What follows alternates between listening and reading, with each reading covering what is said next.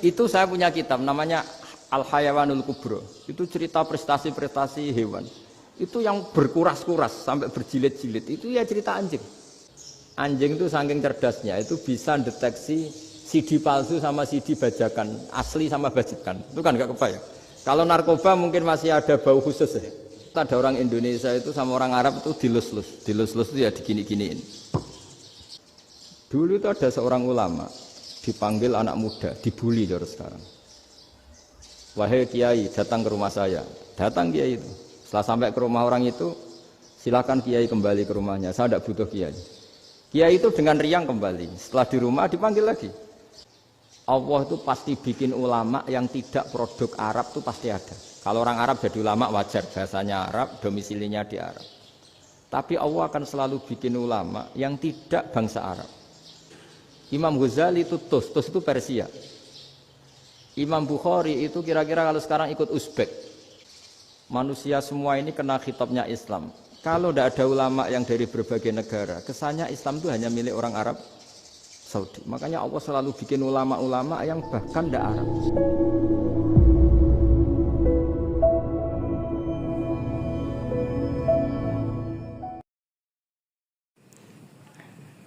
Bismillahirrahmanirrahim. Assalamualaikum warahmatullahi wabarakatuh. Jumpa lagi dengan saya di channel Gus Baha Pusat Ilmu. Semoga kita semua dalam lindungan Allah Subhanahu wa Ta'ala. Kali ini guru kita tercinta, beliau akan menyajikan ceramah beliau yang berjudul Tafsir Ayatul Qur'anil Karim. Tonton videonya sampai selesai agar kita mendapatkan barokah ilmu dari guru kita tercinta Kiai Haji Bahauddin Nur Salim. Mari kita simak bersama. Alhamdulillahirabbil alamin. Allahumma shalli wa sallim ala habibika Mustafa ka nabiyina Muhammadin wa ala alihi washabihi ajmain. Amma ba'du. Yang kita hormati Bapak Rektor UMN Dr. Fauzan MPD, Bapak Suparto, Bapak Haris, Bapak Stardi dan Bapak Irwinto, juga Direktur Telkom Bapak Mungkas, teman-teman UMM dan semua yang mendengar yang kami hormati. Ini ngaji itu harus objektif itu jujur. Jadi bisa saja korbannya ayah saya, bisa rektornya, bisa semuanya, tapi korban dengan makna yang bagus. Karena di antara saran Al-Quran, Allah ngendikan kalau belajar atau mencari nasihat atau mencari kebaikan apa saja, itu diistilahkan walau ala anfusikum awil walidaini wal aqrabin, meskipun ketentuan itu merugikan kamu. Jadi ketentuan apapun yang merugikan kita harus tetap kaji meskipun itu tidak menguntungkan kita. Karena banyak problem, mulai dulu sebenarnya problem itu orang yang wakam da'in yadda'i annahu da'a ilallah tapi hakikatnya yad'u ila nafsih. Jadi banyak dai yang mengklaim dirinya mengajak ke Allah dan Rasul, tapi sebetulnya hakikatnya mengajak ke kelompoknya sendiri. Saya ini termasuk kiai yang masih orisinil. Artinya orisinil gini, suatu saat atau kapan saja saya kok sudah tidak laku jadi kiai, asal Islam jalan tetap senang. Karena nggak penting yang populer saya apa enggak, itu tidak penting. Yang penting agama ini tetap jalan. Sama, negara ini harus jalan siapapun presidennya. Ya, ini penting saya utarakan karena perbedaan antara nafsu dan komitmen beragama itu tipis sekali. Sehingga dulu pernah ada cerita, ini bukti keadilan Rasulullah SAW. Pernah suatu saat Nabi itu ngaji, yang ngaji seperti ini. Terus ada pemuda dengan cueknya ngelewati masjid yang sedang dipakai Nabi ngaji. Singkat cerita semuanya ngomel ya, bergumam. Celaka betul pemuda itu, ada Nabi ngaji kok tidak ikut ya. Tapi Nabi secara besar hati ngendikan Ini ada di beberapa kitab di Fadhailul Kasbi, keutamaan kerja. Kata Nabi, pemuda itu mau mencangkul di lahannya. Jika dia mencari nafkah untuk keluarganya, untuk kebaikannya, maka itu bagian dari ajaranku. Jadi Nabi berbesar hati bahwa kerja seperti itu bagian dari ajarannya. Jadi tidak harus datang ke majelis ngaji. Dan bisa saja yang sedang hadir itu ya orang yang hindari istrinya minta belanja, dari ngaji terus benar dituntut belanja kan gitu. Mungkin anak-anak UMM yang kesini daripada tengok-tengok yang Malang bosen jalan-jalan ke Rembang gitu. Ya, jadi nggak mesti benar juga niatnya gitu. Jadi ya sama itu. Jadi kalau di dunia kiai yang masih orisinil itu nafsu itu benar-benar dilatih. Maka masyhur dalam cerita ada orang perang sama Ali radhiyallahu anhu. Ketika perang ini sangat semangat. Tapi ketika orang itu meludahi dan Sayyidina Ali ini tersinggung karena diludahi, Sayyidina Ali langsung angkat tangan. Sudah perangnya nggak usah diteruskan. Karena saya marah sama kamu sekarang demi nafsu karena kamu meludahi saya. Padahal saya tadi motifnya demi Allah dan Rasul. Jadi sangat tipis bedanya kita emosi karena diri kita dan emosi karena Allah dan Rasul. Sehingga ketika diludahin ini terus beliau mikir jangan-jangan perang saya karena saya diludahin. Nah yang hilang dari peradaban modern adalah Allah itu tidak begitu hadir di hati kita. Saya sering cerita di mana-mana, teks hadis itu sebenarnya berbunyi gini, ini hadis sahih. Mangka na yu'minu billahi wal yaumil akhir fal yukrim jarohu. Ada yang fal yukrim jarohu doifahu, ada yang fal yakul khairan aul yasmut. Siapa yang iman dengan Allah dan Rasul maka harus memuliakan tetangganya, memuliakan tamunya. Dulu itu ada seorang ulama dipanggil anak muda, dibully terus sekarang. Wahai kiai, datang ke rumah saya. Datang kiai itu. Setelah sampai ke rumah orang itu, silakan kiai kembali ke rumahnya. Saya tidak butuh kiai. Kiai itu dengan riang kembali. Setelah di rumah dipanggil lagi. Pak Yai, silakan datang ke rumah saya. Datang lagi. Ya senyum-senyum kiainya santai. Wah nggak jadi butuh Pak Yai, silahkan kembali lagi. Sampai 3 kali. Oh itu kalau rektor digitukan marah itu. Dosen marah. Kiainya santai. Santai, senyum-senyum, rileks. Ketika ditanya, kenapa Pak Yai tidak tersinggung? Jawabannya unik. Anak muda, saya ini senang sekali nuruti perintah Allah, disuruh menghormati tetangga. Sehingga ketika Anda manggil ya saya datang. Ketika Anda nyuruh pulang ya saya pulang. Saya senang sekali nyenang kantongku. Dan itu perintah Allah, jadi tidak ada hubungannya dengan kamu. Wah pemudanya nangis minta dimaafin. Kalau kita kan enggak, kita ini dosen, kiai, mungkin kita doktor, mungkin kita profesor. Tapi kita ini sering didikte oleh orang bodoh. Kalau orang bodoh itu jengkel, lo kita ya jengkel. Lo kamu jengkel, dijengkelkan orang bodoh itu namanya terdikte. Itu bodoh apa pinter? Oh itu tidak pinter sama sekali. Kalau betul-betul kamu pinter hanya bisa didikte oleh Allah Subhanahu wa Ta'ala. Jadi antara hukum Allah apa? Wa ahsin man asa'a ilaika, berbuatlah baik sama orang yang berbuat buruk sama Anda. Itu dikteannya Allah. Kalau dikteannya orang-orang bodoh kayak dimangkel ben mangkel, terus kamu mangkel. Itu bodoh apa pinter? Nah, problem kita kekinian adalah wong pinter wong bodoh itu podo-podo bisa didikte oleh sekelilingnya. Sekaruan wataknya perempuan seperti itu, wataknya anak-anak seperti itu, kita didikte. Anak-anak jengkelin kita mangkel, berarti kita didikte oleh orang bodoh. Makanya agama itu unik, kadang ngendikan wa ahsin man asa'a ilaika, kadang wasil man qata'aka, sambunglah orang yang memutus kamu. Karena dengan demikian kita hanya didikte oleh Allah Subhanahu wa Ta'ala, bukan didikte oleh hukum sosial. Cara Jawane nak ngapiki tangga sing apik akeh tunggale. Berbuat baik sama yang berbuat baik pada kita itu mbok orang fasik ya seperti itu, maling ya seperti itu, sama. Tapi kalau berbuat baik sama orang yang berbuat jelek sama kamu itu baru luar biasa. Dan memang teksnya hadis wa ahsin man asa'a ilaika, berbuat baiklah sama orang berbuat buruk sama kamu. Jadi nggak boleh orang didikte. Makanya ngaji di sini diantaranya saya akan cerita dalam sebuah hadis sahih Dalam hadis hasan yang diriwayatkan Imam Tirmidzi ada kalimat dari Rasulullah sallallahu alaihi wasallam, dawuh Nabi, la takunu imma'atan taquluna in ahsanan nasu ahsanna wa in dzalamu dzalamna walakin watti'u anfusakum in ahsanan nasu an tuhsinu wa in asa'u alla tazlimu. Kamu jangan jadi orang yang mudah diombang-ambingkan oleh orang sekeliling kamu, yaitu kamu mengatakan jika orang baik ke saya akan baik, jika orang buruk ke saya juga akan membalas buruk. Itu namanya Anda didikte. Tapi berkomitmenlah kamu akan berbuat baik meskipun orang lain berbuat buruk. Nah sekarang logika sosialnya begini.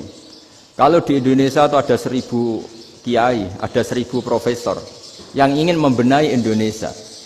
Rata-rata orang awam itu semau gue. Terus mereka mendikte kita. Perilakunya agak simpatik, perilakunya jengkelin. Terus 1000 profesor ini ikut jengkel. Itu kira-kira jadi solusi apa goblok bareng? Sama 1000 kiai ini ikut jengkel. Ini jadi solusi apa goblok bareng? Goblok bareng. Nah problem sekarang kita ini biasa didikte orang bodoh. Nah makanya ciri khas orang muslim itu kata Nabi, mangkana yu'minu billahi wal yaumil akhir. Jadi baik tetangga karena perintahnya Allah dan Rasul. Pentingnya apa? Bedanya karena berbuat baik ini perintahnya Allah, mbok tonggo apik lah kita tetap apik karena perintahnya Allah dan Rasul. Begitu juga dengan hubungan dengan istri, dengan anak. Mbok bojomu lagi cerewet lah ya tetap apik. Karena dengan cara itu kita hanya tunduk kepada Allah dan Rasul. Tapi kalau kamu, istri saya kalau baik ya saya baik, kalau enggak ya enggak. Berarti Anda didikte oleh perilakunya dia. Itu latihan, ya kalau dalam bahasa pondok latihan jadi wali itu yang paling berat itu. Nabi itu kalau sama orang munafik itu sabarnya Masya Allah. Padahal Nabi berso kalau orang itu orang munafik. Karena dengan cara seperti itu, bahwa kebaikan Nabi pada seseorang itu atas perintahnya Allah dan Rasul, bukan atas nama servis. Kalau Nabi hanya baik kepada Abu Bakar, itu mungkin orang bilang, wisadu nih Abu Bakar baik sama Nabi. Tapi kalau Nabi baik sama orang munafik, Abdullah bin Ubay bin Salul, itu kalau nggak perintahnya Allah dan Rasul itu nggak bisa. Nah ini cobalah berlatih seperti itu sehingga kita tidak mudah didikte. Ya saya ulang lagi nggak mudah apa?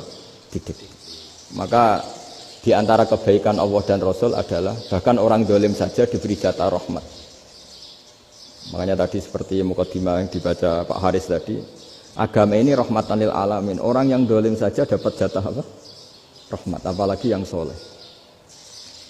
Nah kemudian yang perlu dicatat, kenapa kita menjadi enjoy dengan Islam? Islam itu adalah agama yang tidak didikte oleh materi. Jadi kalau Anda ingin makan enak, mungkin kalau pikiran kebanyakan orang, anak-anak muda yang milenial, yang gaul, ingin makan enak ya makan yang disukai. Misalnya sate atau bakso Malang atau apalah. Kalau orang-orang yang jadi wali gak gitu cara berpikir, ini yang masih orisinil. Ditanya, ini dunia baru kesulitan makanan, baru resesi. Cara makan enak gimana? Jawabannya lucu. Ya gampang, idamuhu alju. Idam itu lauk. Kalau kamu ingin makan lauknya paling enak apa? Alju. Kamu harus lapar banget. Sampai kalau puasa itu melihat tempe itu wah luar biasa. Tapi kalau kamu nggak puasa, air putih itu nggak menantang. Tapi kalau puasa, tempe air putih itu menarik dan Anda tetap lahap. Apa? Karena lauk terbaik adalah alju, yaitu lapar. Lah tapi kita ini enggak, kita ini kayak orang bodoh. Kayak orang bodoh tadi, profesornya makan nyaman ya kalau sesuai selera. Lah itu kan sama dengan anak-anak ABG. Anak ABG itu makan lahap ya kalau yang disukai. Lalu bedanya apa ABG sama profesor kalau cara berpikir masih sama kan itu. Kiainya juga gitu, kiai makan enak kalau yang disukai, kalau enggak. Lalu bedanya apa kiai sama orang awam? Orang awam juga gitu, makan lahap ya kalau yang disukai. Nah ternyata perilaku kita ini yang pintar sama yang bodoh sama mas. Kalau kamu ingin berkasta lebih baik, itu cara makan enak itu apa? Idamuhu al-ju'. Lauk terbaik adalah karena kita sangat lapar. Makanya masyhur dalam cerita-cerita tarikh sirah nabawiyah. Nabi diberi hadiah, beberapa hadiah. Di antaranya ada yang diterima, ada yang enggak. Termasuk yang dikembalikan itu dokter. Ada seorang raja memberi hadiah Nabi dokter Tobit. Itu sama Nabi dikembalikan. Karena dokter ini sudah lama kumpul Nabi itu nggak pernah sakit. Akhirnya dokter ini putus asa, ini nggak perlu diobatin. Ketika ditanya, kenapa ya Rasulullah engkau tidak pernah sakit? Karena kita ini kaum, kita ini komunitas masyarakat yang tidak akan makan kecuali lapar. Dan kalau sudah makan, berhenti sebelum kenyang. Jadi sederhana sekali pengobatan zaman Nabi. Sebagian besar penyakit itu pasti disebabkan kita ceroboh dalam hal makan.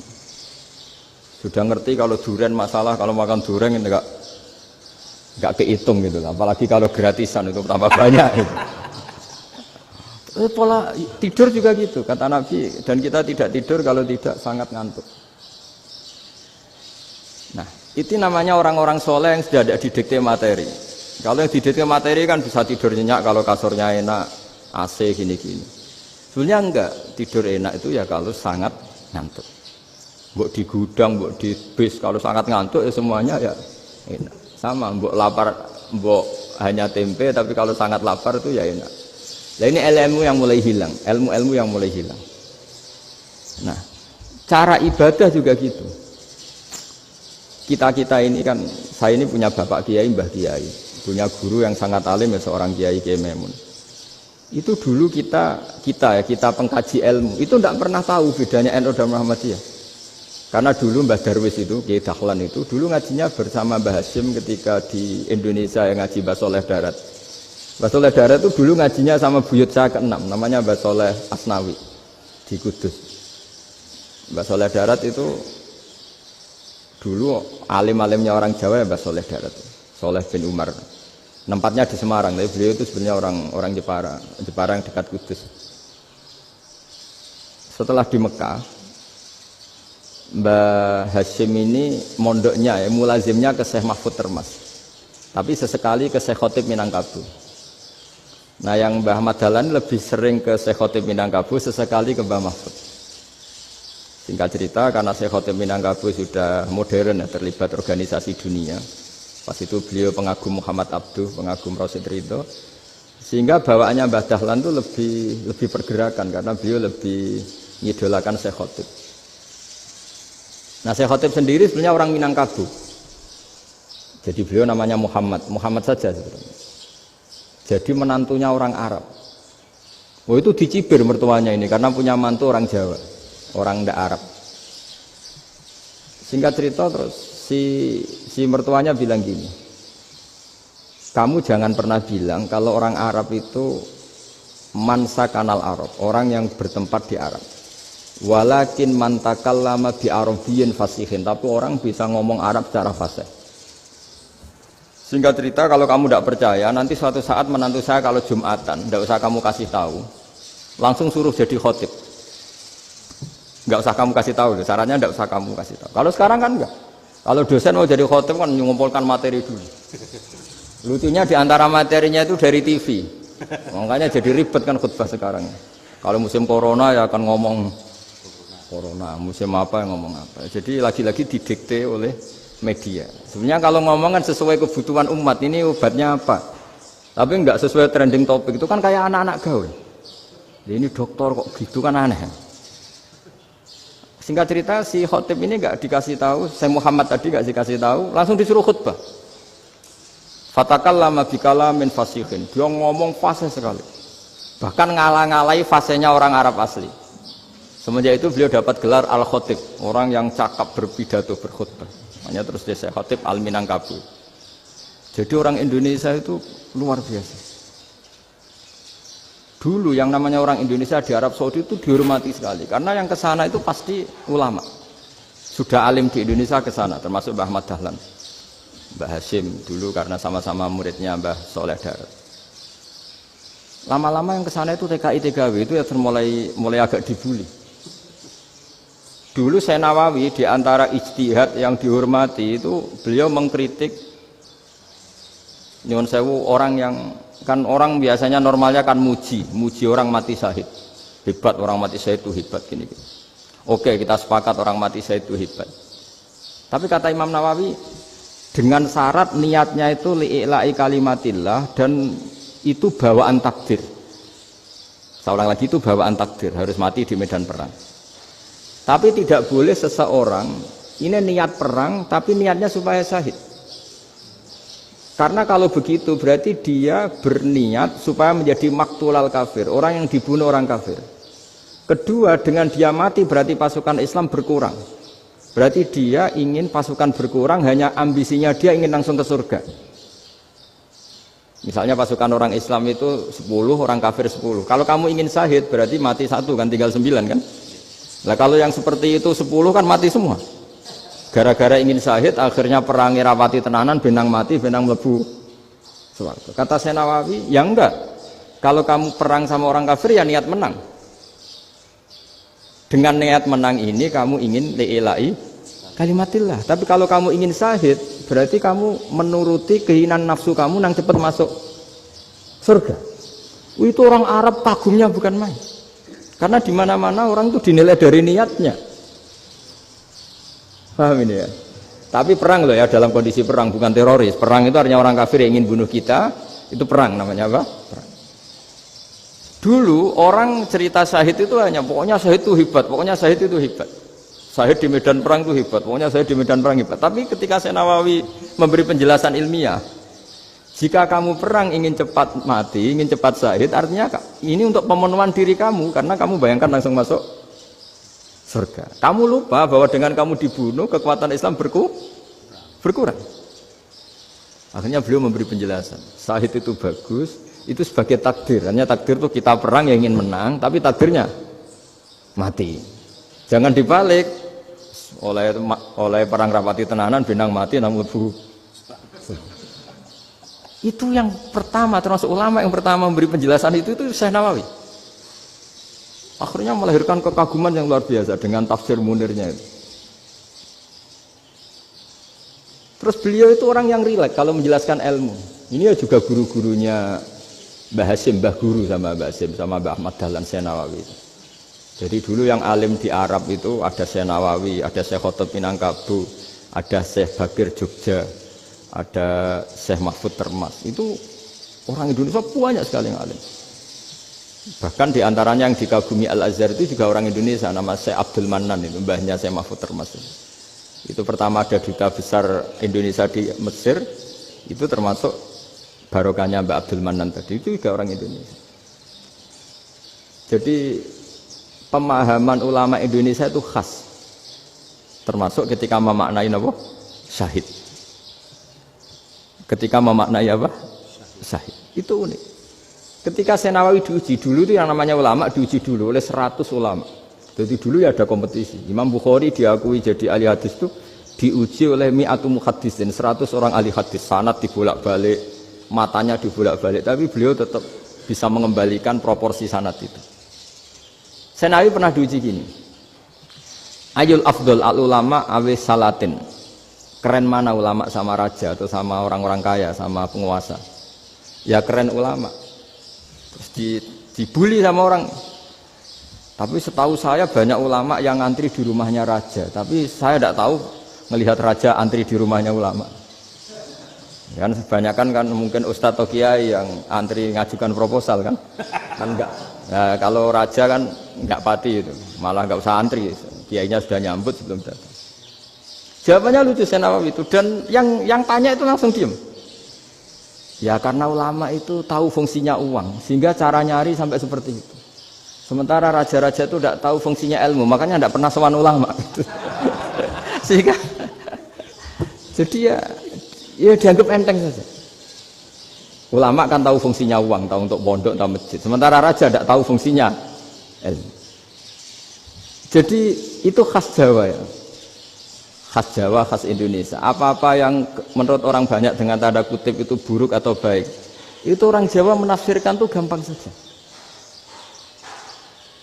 Sehingga semenjak itu Jawa itu dipandang betul.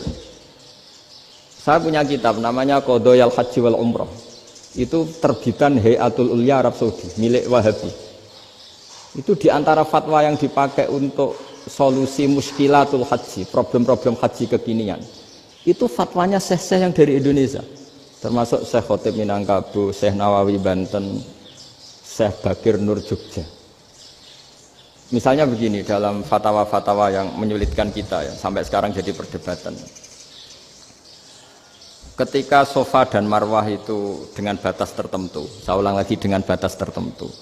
Mau tidak mau atas nama kebutuhan, itu kan butuh perluasan. Karena kalau naik turun itu mudah disepakati ulama. Jadi misalnya gini ya, saya punya tanah seluas ini. Pasti orang akan mengatakan sampai bawah ya tanah saya, sampai atas tanah saya. Itu mujma' alaih, itu disepakati. Sehingga Nabi ngendikan al-Ka'bah min tuhumil ardi ilas sama Ka'batun. Ka'bah sampai ujung bumi, sampai ke aras semuanya Ka'bah. Sehingga tidak ada perdebatan ulama ketika Masjid Haram ditingkat, kemudian yang di atas sholat. Tetap dia menghadap Ka'bah. Tidak harus diluk melihat di bawah, enggak. Karena Ka'bah sampai langit. Sama, tanah Anda kamu tingkat sampai 10, enggak ada tetangga protes. Karena bawah sampai atas tanah Anda. Tapi kalau diperluas, tanah Anda kamu luaskan setengah meter saja atau 3 cm saja, iso geger mbek tonggo. Karena di mana-mana batas itu ya tadi, kalau atas bawah miliknya, kalau samping enggak. Pertanyaannya, perluasan Mina itu ke samping. Perluasannya Matof yang Mas'ah itu juga ke samping. Geger kan ulama dunia. Bagaimana hukumnya Mina Jadid? Mina yang diperbarui atau Mina yang diperluas. Itu diantara rujukan baik yang membolehkan maupun yang menentang. Itu ya Syekh Indonesia. Itu orisinal tuh. Saya punya kitab orisinal terbitan Hayatul Ulya, kira-kira ya kemenaknya Arab Saudi kalau di Indonesia itu. Itu yang dirujuk dawuh Syekh Nawawi, dawuh Syekh Khatib Minangkabau. Karena apa? Ada logika khas Jawa. Misalnya begini. Meskipun saya tidak perlu fatwa Mina Jadid sah apa enggak, memang jadi perkhilafan ulama. Misalnya kampung ini dinamai Mina. Pertanyaannya gini, tanah yang di samping ini bisa milik Anda apa enggak? Ya bisa Gus kalau dibeli atau dihibahkan. Berarti tanah di samping Anda menjadi milik Anda karena ada proses pengambil alian lewat beli maupun hibah. Nah masalahnya ini negara itu berhak menganeksasi atau memasukkan ini sebagai Mina. Itu ulama Jawa kalau ditanya, alasannya apa? Fa innal muttasila bis-syai' hukmu dzalika syai'. Karena yang gantet, yang mutasil itu bisa dihukumi seperti sesuatu itu. Jadi kalau ini Mina, ya yang gantet Mina ini ya bisa dikatakan Mina. Beda dengan membuat Mina Malang Mina, wah itu tidak bisa, tidak mutasil kan. Itu enteng sekali ulama Jawa. Satu ya tentu karena kebutuhan, tapi asal masih al-muttasilu bihi, yang masih tanah yang masih mutasil. Nah ketika perluasan Mas'ah antara sofa dan marwah kan misalnya ini batas luasnya sofa, ini batas luasnya marwah. Lalu atas nama kebutuhan, sofa marwah itu sampai sini. Sampai agak meluas ke sini. Itu geger Arab Saudi. Wah ini gimana. Padahal tawaf itu harus antara gunung sofa dan gunung marwah. Sa'i itu ya. Tapi kalau istilah Quran memang tawaf sama-sama. Makanya apa? Inna sofal marwata min sya'airillah faman hajjal baita wa i'tamara fala junaha alaihi ayat tawafati. Nah, jadi kalau istilah sa'i di Quran itu masih tawaf. Karena harus ada, kalau bisa lah, bukan harus. Kalau bisa memang harus ada unsur muternya. Kita kalau sa'i kan dari sini sofa sampai sini marwah. Terus kan agak muter ke sini. Nah, kan agak membentuk lingkar. Nah, makanya Quran tetap mengistilahkan apa? Tawaf. Jadi bukan sini ke sini terus sini ke sini kan enggak, tapi sini sampai sini terus muter kan? Terus ini, jadi antara setar dan selama ini prakteknya kan gitu ya. Sofa ngambil sini, terus ke sini, terus agak muter. Ya, karena ada unsur agak muter ini terus orang menyebut apa? Tawaf. Tapi itu bukan syarat sah, ini cerita ideal. Saya ulang lagi ya. Gunung Sofa itu puncaknya atau pucuknya kalau dalam bahasa Jawa. Itu ya hanya segini, ini sampai sini. Nah, kelompok Islam yang fikih keras nggak boleh diperluas, karena Allah memilih tempat ini itu spesial, jadi nggak boleh ke yang lain. Tapi ketika kebutuhan mendesak, mau tidak mau harus diperluas. Itu jawabnya Kiai Jawa lucu. Gunung sing ketok iku sing dhuwure tok. Sikilane luwih hombo. Jadi karena kita kan gunung kan bentuknya gini. Nah sofa yang kecil itu yang atasnya, tapi sikilannya sini kakinya lebih luas. Jadi boleh perluasan asal tidak melebihi kakinya. Ya dihitung ya lebih luas. Jadi Kiai Jawa itu kayak wong delok gunung Penanggungan, kayak gunung Arjuna. Di mana-mana puncak gunung itu lebih kecil timbang kakinya. Artinya diperluas ini bukan berarti tidak di sofa dan tidak di itu khas Kiai Jawa. Jadi jangan kira orang Jawa itu tidak hebat sekali. Termasuk perkembangan hotel di Arab Saudi. Itu dulu sebelum ada hotel. Buyut saya kelima atau keenam dulu haji, namanya Badur Rahman.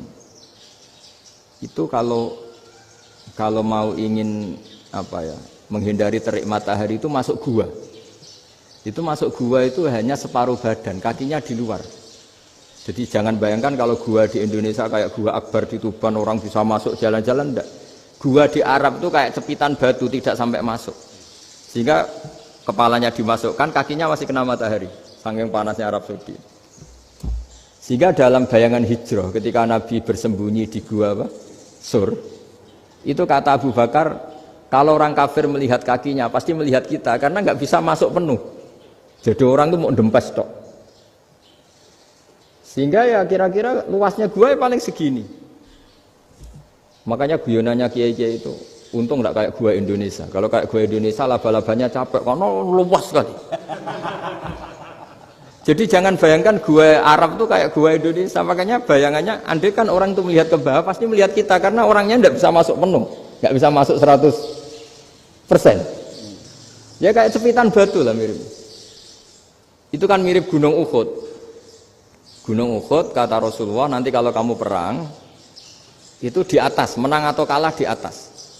Musuh biar di bawah. Dengan di atas kamu bisa manah.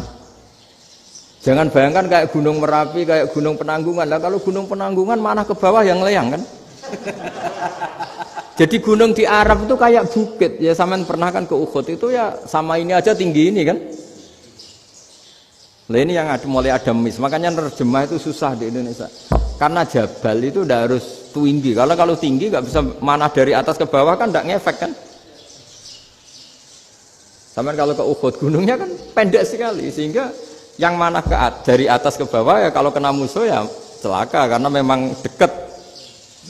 Ya kalau gunung Indonesia manah dari atas ke bawah yang keleyang nggak ngefek. Nah itu susahnya nerjemah bahasa Arab ke kita. Jadi transkrip itu nggak gampang karena ada pengertian yang beda. Kita kalau bilang gunung itu tinggi sekali sampai banyak mahasiswa tersesat ya saking tingginya. Kalau orang naik Uhud nggak akan tersesat, wong ketok dari bawah itu. Nah ini pentingnya ngaji ya. Jadi akhirnya ulama-ulama Indonesia itu dipakai rujukan. Jadi mulai Mbah Hasyim, Mbah Ahmad Dahlan sampai era buyut-buyut itu masih orang alim. Lama-lama yang di Indonesia ini orang-orang yang bodoh.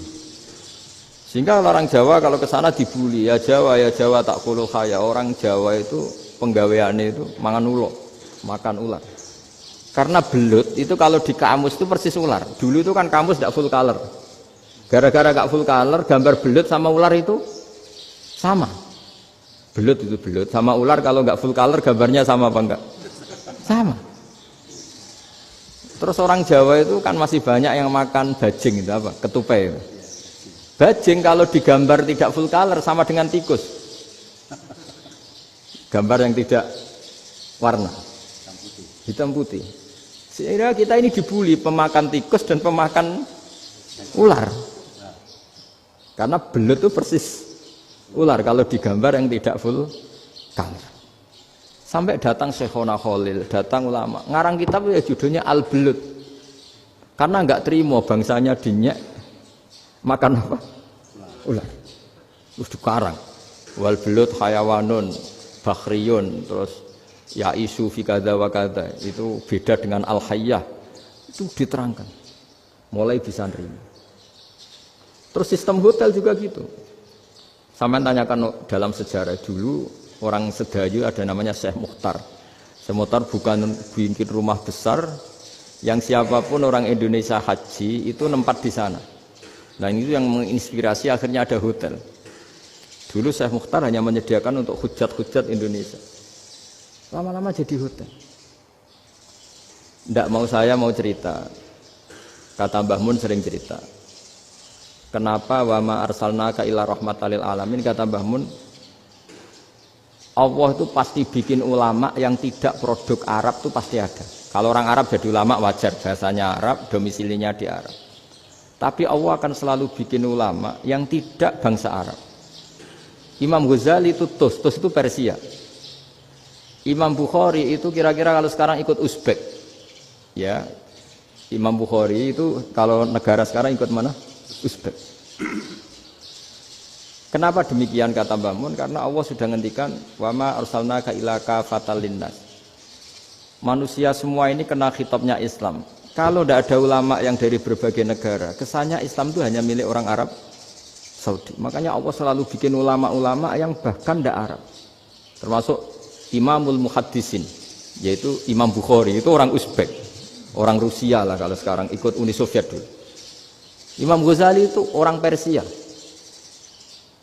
Syekh Nawawi itu orang Banten. Karena Allah ingin memaklumatkan bahwa Islam ini untuk semua. Sehingga orang yang tidak Arab pun bisa belajar Islam. Yang alimnya itu nggak kalah sama orang apa? Arab. Makanya ini PR ya. Kalau Gus Dah Ploso nanti ngendikan suatu saat orang belajar Islam itu bahkan orang Arab pun bisa belajar ke Indonesia. Kalau orang Indonesia bisa alim betul kayak dulu. Sekarang banyak liga antar ulama. Itu orang Indonesia pasti masuk. Ulama-ulama top dunia. Itu pasti orang Indonesia banyak yang masuk. Karena tadi, ketika orang Indonesia baca kitab, itu orang Arab itu kagum. Kok bisa tidak bahasanya baca secara benar? Bukan sekedar bisa baca secara benar. Karena memang dilatih sedemikian rupa di pondok-pondok. Makanya kita semua lah, yang alim di Indonesia itu kemana-mana ya pasti alim. Dulu putra Mbah Mun namanya Gus Zofur itu tahun pertama ya sudah the best di tahun pertama. Kalau tahun pertama the bestnya ilmunya bawaan dari sarang, dari keluarganya. Gus Najib mondok di Said Muhammad tahun pertama sudah dipuji sebagai yang teralim karena ya sanggup. Kalau dipujinya tahun ketiga, tahun keempat kan mungkin dapat dari sana. Ini tahun pertama. Saya ulang lagi tahun pertama. Karena pengajaran di Indonesia itu luar biasa di pondok-pondok itu.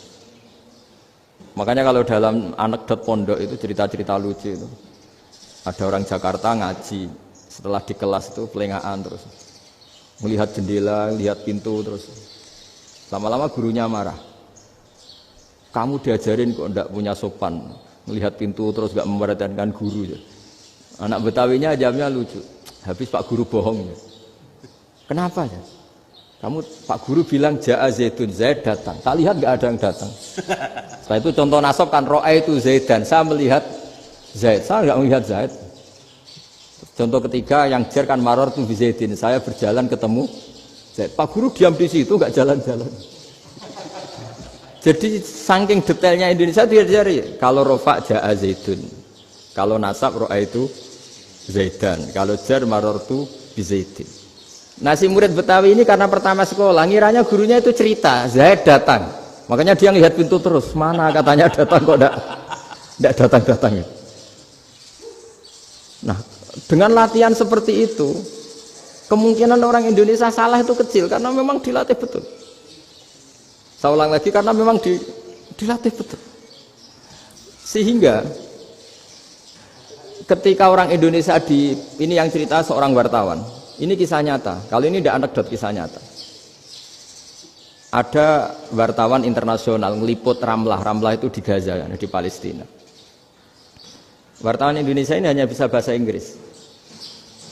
Dijak ngomong bahasa Arab. Terus dia bilang saya tidak bisa. Saya tidak bisa, saya bisanya ngomong Inggris. Tapi apa yang terjadi setelah sholat? Si Indonesia ini jadi imam pakai sholat jariah lagi. Baca bismillah benar, bismillahi jer karena mudhof ilaih. Terus ketika iktidal ya benar, Rabbana lakal hamdu mil'us samawati wa mil'ul ardi benar. Ketika tahiyat ya benar, at-tahiyatul mubarakatuh sholawat. Sama orang Arab ini diambungi. Orang Arab kalau senang orang itu dicium. Kamu tawaduk, sebenarnya kamu itu ahli bahasa Arab. Karena orang Indonesia sekali sholat itu nggak ada yang salah. Meskipun benarnya karena hafalan, tapi bagi yang ahli nahwu itu hebat. Misalnya kita kalau ngapalkan kan bismillahi, bismi jar karena ba, Allahi jar karena mudhof ilaih, ar-rahmani jar karena sifat, ar-rahimi karena sifat, alhamdu rofa karena mubtada, lillahi jar karena ada huruf jarli, robbi jar karena sifat. Sebetulnya tidak karena pinter, tapi karena hafalan. Tapi orang Indonesia hebatnya itu benar terus. Rabbana lakal hamdu, ya kan, alhamdu rofa, terus mil'us samawati ya rofa karena sifat. Sehingga terus orang Indonesia kalau sholat di Timur Tengah itu dipuji karena makhrajnya ya benar, rofa nasabnya juga benar. Nah itu di negara lain tidak ada nggak Indonesia. Orang Cina itu sering bikin marah orang-orang Arab karena kalau dongo itu nggak fasih kayak orang Indonesia. Orang Indonesia kalau dongo ya Allahumma Allahumma tohir tohir qalbi qalbi. Orang Cina ini yang jadi guyon di Arab, Allahumma Allahumma tahir tahir kalbi kalbi gitu. Itu kan bedanya jauh. Itu orang Arab pertama membiarin, lama-lama kalbun kalbun entak gitu. Maksudnya asu-asumu gitu. Karena dia bilangnya qaf itu kaf. Jadi kalau Allahumma do Allah tohir, kalau aturi nyucekno panjenengan kalbi ing asu ingsun kan. Tapi kalau qalbi itu ati ingsun, tapi kalau kalbi anjing ingsun. Bedanya qaf sama kaf. Ana arah-arah ya kalbun entak. Asu-asumu maksudnya kan. Tapi padahal orang Cina itu paling dilihat tagnya ya pakai qaf. Orang Indonesia enggak, mulai kecil dilatih sak fase-fase. Sampai ya sulit betul latihan Fatihah itu. Kalau di Kudus malah sampai 3 bulan Fatihah. Sampai at-tahiyyatu, kurang lagi, kurang bersih. At-tahiyyat sampai gitu. Sampai ada cerita itu orang dipanggil maftuhin itu enggak melengak, harus maftuhin. Baru melengak. Tapi barokahnya itu orang Indonesia kalau dongo memang benar-benar Allahumma tohir qalbi. Ya Allah sucikan hati kami, bukan tahir kalbi. Karena sekali jadi kaf itu maknanya anjing saya. Ya Allah sucikan anjing. Jadi ini orang Indonesia. Jadi kata Mbah Mun, dawe Mbah Mun, illaka fatal linnas, bahwa agama ini milik semuanya. Itu diantara bukti Allah menghendaki atau mendesain Islam seperti ini, orang yang belajar di Indonesia itu pengetahuannya Islam, pengetahuannya tentang Islam itu tidak kalah sama yang belajar di Al-Azhar, sama yang belajar di Arab Saudi. Makanya ini PR-nya UMM, PR-nya IAIN, PR-nya UIN. Bisa enggak sealim mereka dalam bahasa Arab? Nah, bahasa Arabnya man anta, ana zaidun. Jangan sampai, karena kita di sana ini kadang dibully. Orang Arab tuh kalau bully kita, sampai tak kasih cerita. Itu ngawurnya Masya Allah. Kata dia, ada anak orang Indonesia haji. Si anaknya orang Indonesia dijotos sama anaknya orang Arab. Dijotos, dipukul. Singkat cerita terus si orang Indonesia nggak terima, anaknya yang orang Arab dipukul. Yang balas bapaknya. Orang Arab tanya, lima ada dorobta ibni, kenapa kamu mukul anak saya? Itu orang Indonesia bahasa, wah aku biasa. Jadi hanya bilang gitu. Artinya anak saya dihada ya maka tak ada. Bahasa Arabnya gitu. Anak saya dipukul maka saya balas mukul. Itu orang Arab mantuk-mantuk oh gitu. Paham? Suatu saat ada orang Indonesia itu sama orang Arab itu dilus-lus itu ya digini-giniin. Karena dia latihan bahasa Indonesia, latihan bahasa Arabnya itu masih mufrodat. Jadi kalau mengartikan yadun itu tangan, saro itu jalan. Jadi kalau jalan ya saro-saro. Roksun itu kepala. ana itu ingsun. Jadi karena dia nggak ngerti penggunaannya. Itu bahasa Arabnya itu yadun anta. Jadi bukan yaduka tapi yadun anta. Berarti tangan kamu. Saro-saro itu jalan-jalan.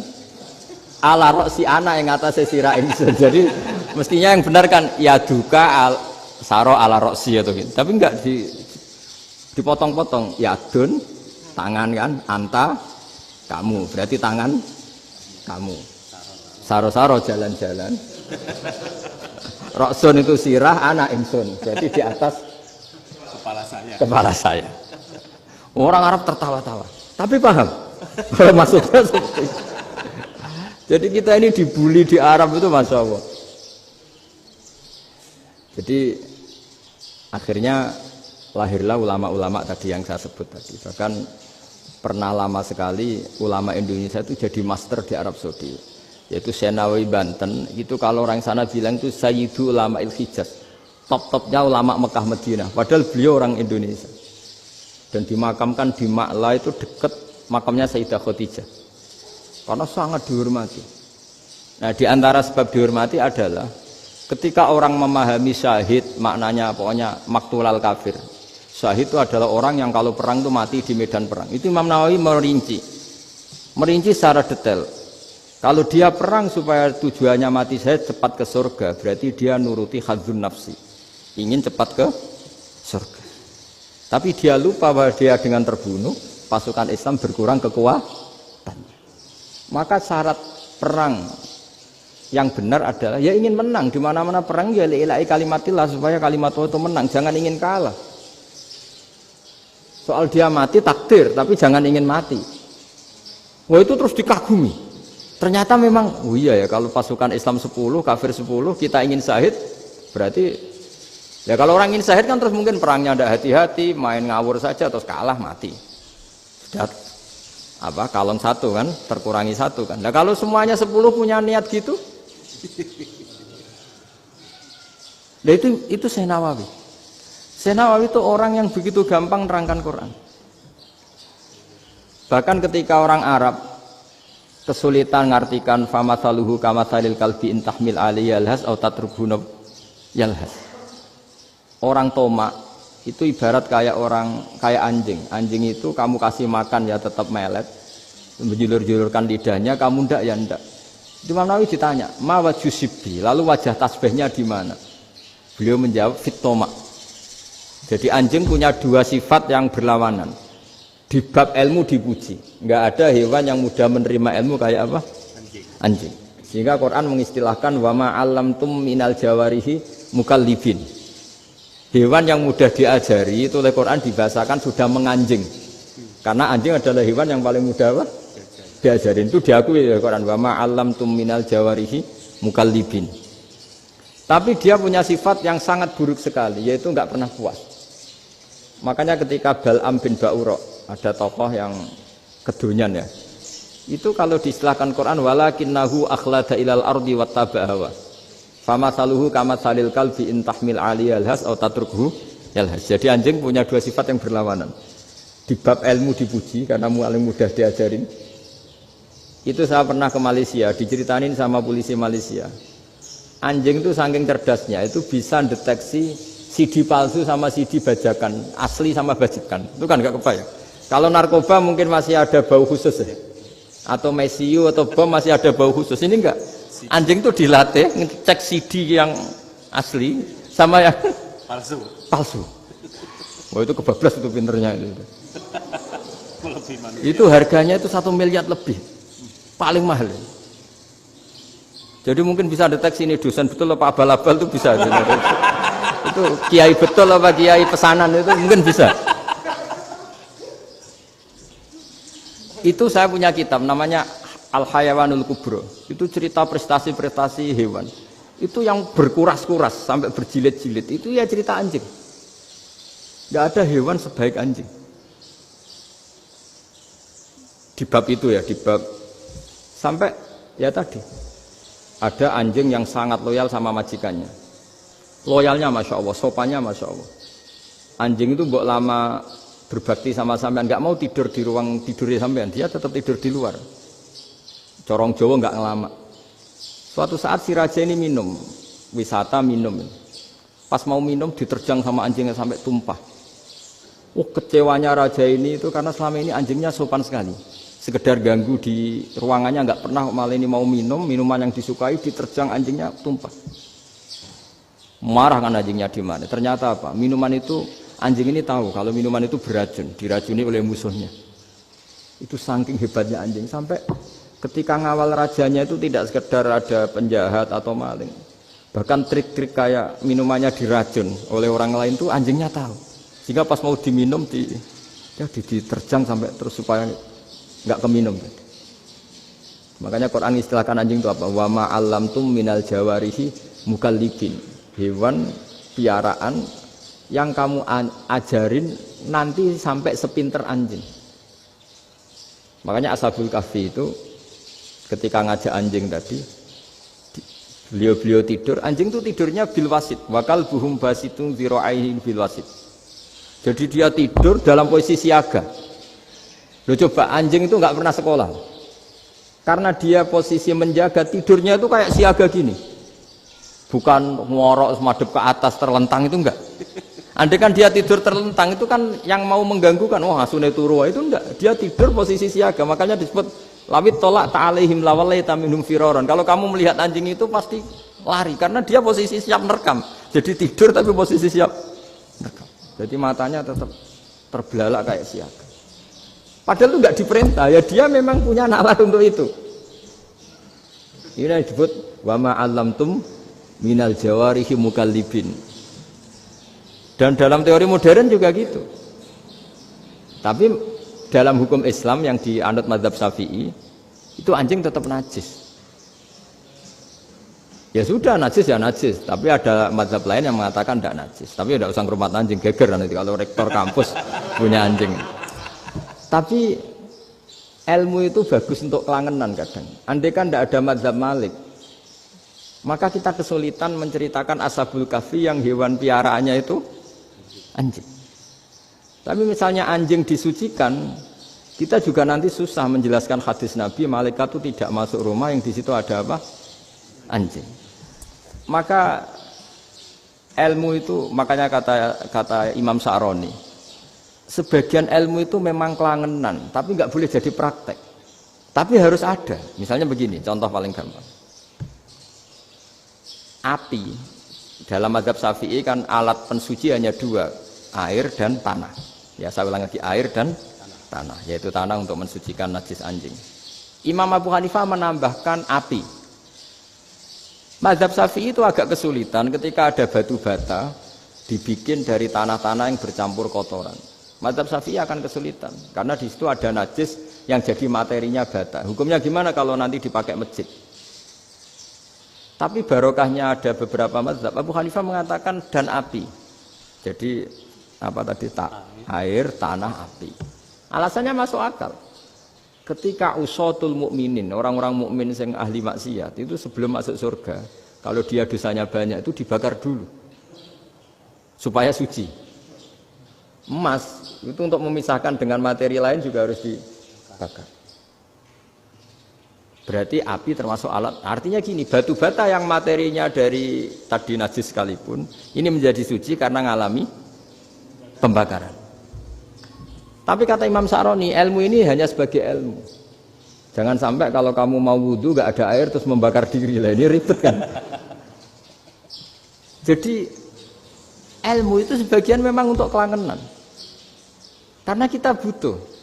Andai kan tidak ada mazhab Abu Hanifah, maka kita akan kesulitan pakai bata. Yang kita tahu cara bikinnya kadang di tempat yang kotor, di tempat yang najis. Tapi karena ini ngalami dibakar, maka hukumnya suci menurut mazhab Abu Hanifah. Dan itu sering. Ulama itu sampai apa? Saya punya kitab fikih namanya Fardul Masail. Pengandaian ada masalah. Jadi masalah itu belum terjadi tapi diandaikan. Misalnya kayak di Texas. Bumi itu bulat bola. Texas itu kalau dibor itu pas Ka'bah. Lalu kiblatnya di mana? Bumi ini kan hanya rubuk-rubuk seperempat, yang ada arah itu seperempat. Tapi kalau Ka'bah itu sama Texas, atau Texas dengan Ka'bah itu lalu kiblatnya mana? Wong sudah bebas arah. Maka ilmu mengatakan mara'ahu muslimuna hasanan fa wa indahu hasanun. Kamu jangan nuruti ilmu hakikat tapi nuruti mindset. Kalau mainstreamnya orang banyak seperti itu, mindsetnya orang sana misalnya Ka'bah sana ya ikut sana. Tapi ini tidak mewakili hakikat karena kalau yang 380 derajat itu kan terus ribet. Makanya ini kesulitan di bab-bab fikih. Ya saya ulang lagi, kesulitan di bab-bab fikih. Makanya fikih itu selalu bicara, misalnya gini, ada orang sholat. Saya ulang lagi. Setelah salam pertama dia kentut, itu sholatnya batal apa enggak? Itu lama berdebat. Yang dikatakan rukun sholat itu salam pertama. Sehingga orang kalau sudah salam pertama, maka sudah keluar dari sholat. Maka kalau kentut enggak apa-apa, wong yang keluar dari sholat itu salam pertama. Tapi lalu pertanyaannya, kenapa Nabi salam 2 kali? Lalu yang kedua gunanya apa? Ribet kan, partai ini kalah pasti kalau ditanya gitu. Tapi kalau ditanya dibalik, sholat itu satu ibadah yang dimulai dengan takbir, yang diakhiri dengan salam. Berarti salam pertama itu pengakhir apa nunggu salam kedua? Pertama, di semua ulama bilang salam pertama. Kalau salam pertama sudah pengakhir, berarti pembatalan setelah itu nggak punya efek, nggak punya akibat. Itu kan ribet, debat fikih itu memang ribet. Fikih itu memang senam otak karena pertanyaannya mirip-mirip seperti itu. Nah, sampean milih mana? Milih salam pertama apa salam kedua? Pasti ulama milih salam pertama. Jadi anehnya fikih itu di situ. Misalnya orang mati, takbir itu berapa kali? 4 kali. Andai kan takbir 5 kali itu batal apa enggak? Satu ulama mengatakan 5 kali itu batal. Karena rukunnya sholat jenazah itu takbir 4 kali. Berhubung ini rukun, kalau nambahi ke 5, berarti menambahkan rukun. Kayak kamu sholat, rukuk 2 kali kan batal. Sujud 3 kali, batal. Karena menambahkan apa? Rukun. Berarti kalau takbir 5 kali, batal. Tapi pertanyaannya, takbir itu adalah wiridan biasa, sehingga kalau ditambahkan nggak punya akibat, batal. Jadi perdebatan ulama itu kadang ya lucu. Kayak kemarin Pak Haris pas pertama bertamu ke sini mau ngundang saya, tak ceritain. Dulu sholat jenazah itu pasti mayit di depan. Karena lazimnya sholat jenazah itu mayit di depan. Tapi mulai dulu ulama sudah berpendapat, andai kan jenazahnya di belakang pun tetap sah. Fa innal janazah laisat bi imamin. Karena jenazah itu tidak imam. Kenapa harus di depan? Oh, tidak imam kok harus di depan. Itu mulai dulu. Sehingga ketika Arab Saudi pernah mengalami tragedi, ada orang yang dibungkus kayak mayit, ternyata senjata. Setelah di dekat Ka'bah dipakai. Dulu tragedi tahun berapa itu? Pokoknya pernah ada tragedi itu. Semenjak itu Arab Saudi kalau ada orang mati tetap di kamar mayit, terus ada sholat jenazah. Padahal mayitnya di belakang yang jamaah. Jadi meskipun kita tidak akan bikin ajaran baru jenazah di belakang, ya tidak keren, kasihan kan. Tetap biasanya di depan ya di depan. Tapi meskipun jenazah ini di depan, kita tetap berpendapat andai kan di belakang tetap sah, tapi nggak usah dipraktekkan. Nah, pentingnya ilmu ini begini. Saya misalnya di Rembang, boleh nggak nyolati ghaib jenazah yang di Surabaya? Boleh kan? Padahal yang kita solati di belakang. Jadi ilmu itu penting. Cocok tidak cocok, nama ilmu itu penting. Terus ada gini lagi pertanyaan di fikih. Memang saya sengaja akan ngaji fikih. Kalau ngaji intelektualitas orang Muhammadiyah juara lah. Tapi ini ngaji fikih. Ada orang sarongnya itu pas sampai lutut. Kalau berdiri lututnya tertutup. Tapi nanti kalau ruko agak jengking lututnya terbuka. Itu batalnya nunggu ruko apa mulai takbir sudah batal? Padahal pasti nanti batal kalau ruko itu. Itu ada ulama yang mengatakan, ya batalnya nunggu ruko. Bagaimanapun terjadinya pembatalan waktu ruko. Ada ulama mengatakan, ya enggak, mulai awal sudah tidak sah itu, karena pasti ngalami batal. Nah, pertanyaan-pertanyaan seperti itu penting karena lalu Allah menilai apa? Ya nilai niatnya. Misalnya gini, kalau contoh itu mungkin Anda tidak tertarik, tapi contoh begini. Kita mau operasi jam 10 siang. Kita tahu kalau nanti 10 siang akan divonis medis harus makan karena mau berobat. Malamnya itu kalau kamu orang soleh, bayangkan kamu orang soleh. Kalau tidak orang soleh kan tidak punya komitmen. Kamu milih niat puasa, apa enggak jam 10 mesti mokak menisan raposo. Kamu orang soleh. Kalau kamu orang soleh pasti milih puasa, karena ini Ramadan. Meskipun nanti jam 10 pasti disuruh batal sama dokter. Setidaknya kita berpikir gini, nak mati jam itu paling enggak ditulis saya sebagai orang yang puasa. Jadi perasaannya orang soleh itu beda. Kalau orang kok sampean barang menisan raposo kok ya mesti. Sampean tidak pernah berpikir bahwa puasa mulai fajar sampai jam 10 itu luar biasa. Bisa saja kita mati jam 7, bisa saja mati jam 6. Kan ditulis Allah sebagai orang yang berkomitmen terhadap puasa. Terus ada kemungkinan kecil. Adalah jam 10 itu dokternya sakit atau nggak jadi ke sana. Berarti kamu kan nggak jadi buka. Kan ya mungkin juga. Sama yang tadi. Delalah sebelum rukuk ana wong sing nyarongi sampean. Sehingga sholatnya normal. Kamu tidak menemukan pakaian yang pas, jebule pas setelah rukuk, mau rukuk, ana wong wah sholatnya kira bener disarongi. Itu agama. Jadi agama itu dimulai dari mana coba? Dimulai dari niat, dari komitmen. Nah, sekarang kelirunya kenapa ada garis keras? Agama itu dimulai dari keinginan ideal. Itu yang mulai itu ada orang-orang garis keras. Agama ini enggak, agama ini dimulai dari niat. Sampai ada kaidah agama la yudraku kullu la yutraku kullu. Kalau tidak bisa ideal jangan ditinggalkan sama sekali. Tapi orang enggak, sekarang bayangkan Islam itu ideal. Pemimpinnya ya soleh, masyarakatnya soleh, enggak ada maksiat, enggak ada apa. Dan apa ilmu? Kalau secara ilmu mulai dulu ya ada orang dolim, ada orang soleh. Nabi kurang baiknya. Di angkatan itu ya ada orang munafik. Sehingga ulama itu sudah berpendapat ideal itu piye? Zaman Nabi saja ada orang apa? Munafik. Itu ilmu. Kalau nuruti kelangenan inginnya dunia ya steril, gak ada maksiat, gak ada. Dan agama itu diciptakan Allah itu memang unik. Calon Nabi misalnya, Nabi Musa itu sing rumat Fir'aun. Ketika Nabi Muhammad lahir sing ribet manitia ini Abu Lahab. Orang dosen UMM. Coba. Karena Allah ingin memaklumatkan ke kita bahwa agama ini akan hidup di kondisi apapun. Asia, istrinya Fir'aun itu termasuk mukminah yang dipuji Quran. Padahal dia bukan istrinya pengurus NU atau pengurus Muhammadiyah, istrinya Fir'aun. Tapi itu pelajaran bagi kita bahwa orang-orang baik itu tidak harus di lingkungan yang baik. Masjid paling makmur itu kadang di dunia mungkin ya jangan bakas Mekah Medina itu karuan. Mungkin di antara masjid yang makmur justru yang di Kanada, di Amerika mungkin. Karena merasa minoritas itu perpustakaannya ada, kajiannya ada. Tapi banyak masjid di daerah pesantren yang malah sepi. Karena kiainya tahu jamaah di masjid itu wajib. Itu ada daerah pesantren, saya ulang lagi ada daerah pesantren.